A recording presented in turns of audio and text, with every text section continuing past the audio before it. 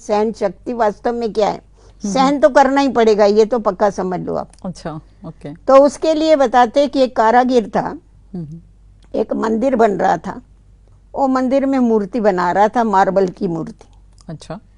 तो उसने पहले पत्थर को लिया, उसको ठोकना चालू किया, उसको थोड़ा सा शेप भी नहीं आया और वो क्रैक हो गए।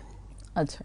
और आपको मालूम होगा जो खंडित मूर्ति होती है उसकी कभी पूजा नहीं होती, स्थापना नहीं होती उसकी, इसीलिए उसको रिजेक्ट कर दिया।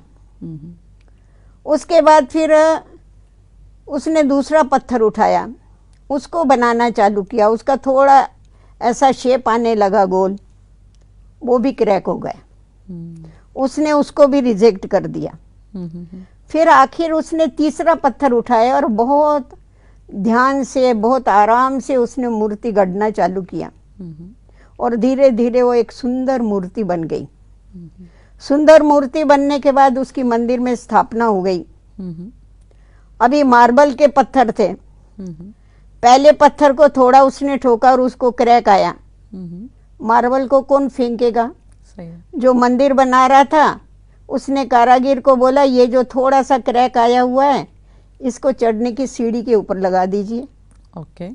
और जिसको दूसरी बारी थोड़ा शेप आया था उसको मंदिर में पिलर के रूप में लगा के रखो।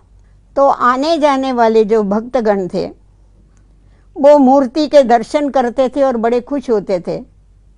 उनको प्रसाद मिलता था, वो खाते थे और हाथ उस पत्थर को पहुंचते थे जो पिलर था।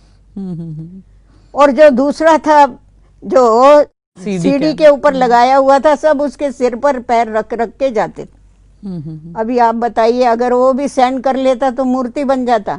मूर्ति नहीं बनने के कारण उसको सारा जीवन सहन करना पड़ा। उसकी पूजा हुई उस पत्थर की और एक किसी ने उसके साथ जूठे हाथ पहुंचे, किसी ने उसके ऊपर पैर दिए। बहुत अच्छा उदाहरण है। तो उसी तरह से हर एक मनुष्य को सहन तो जरूर करना ही पड़ता है। सहन करने के बगैर हम कभी भी परफेक्ट नहीं बन सकते। परंतु सहन करने के लिए क्या चाहिए? स्नेह होता है तो सहन किया जाता है। अच्छा, ओके। अगर किसी के साथ स्नेह होगा तो सहन कर सकते हैं, अगर स्नेह नहीं होगा तो सहन नहीं कर सकते।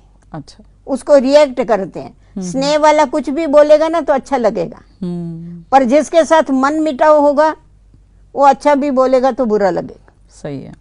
ऐसी हालत होती है। कई बार हम देखते हैं सोसाइटी में कई बहनें या भाई कहते हैं हम सहन कर लेते हैं, पर अगर उनकी बॉडी लैंग्वेज देखें तो चेंज हो जाती है। बोलेंगे कुछ नहीं पर पानी देंगे तो जोर से, माना जोर से ग्लास रखेंगे या कुछ दरवाजा जोर से लगाएंगे, तो ये भी तो सहन शक्ति नहीं है ना? सहन शक्ति है उनमें, इसीलिए उन्होंने नहीं बोला, परंतु उनमें सहनशीलता नहीं। अच्छा। सहन करने की शक्ति है जो उसने मुंह बंद रखा। ठीक है। सहन करने के बाद भी जो उसकी बॉडी लैंग्वेज बदली हो गई, उसकी एक्टिविटीज बदली हो गई, इसका कारण ये है कि सहन करने के बाद उसके मन में शीतलता नहीं आई। ओके। कि जो हो गया उसको उसने भुलाया नहीं। उसके अंदर आग जलती रही कि अरे मैंने इसको कुछ जवाब ही नहीं दिया, ये मेरे को क्या समझता है, इसने मेरी इतनी इंसल्ट कर दिया, मैंने तो कुछ बोला नहीं। अरे तुमने अगर बोला नहीं तो अब भी तुम अंदर क्यों बोल रहे हो? अंदर तो बंद करो ना। माना मन में संकल्प चल ही रहा है। हाँ, मन में सहनशीलता न होने के कारण शीतलता नहीं आती है, और शीतलता नहीं आती है इसीलिए क्या होता है, सारी एक्टिविटी चेंज हो जाती है। सही। तो इसीलिए सिर्फ सहन शक्ति नहीं चाहिए, सहनशीलता भी जरूर चाहिए, तभी हम आगे बढ़ सकते हैं। तो इसीलिए हमारे पास यहाँ भी देखेंगे हम, जिधर उधर शीतला देवी के मंदिर है। सही है।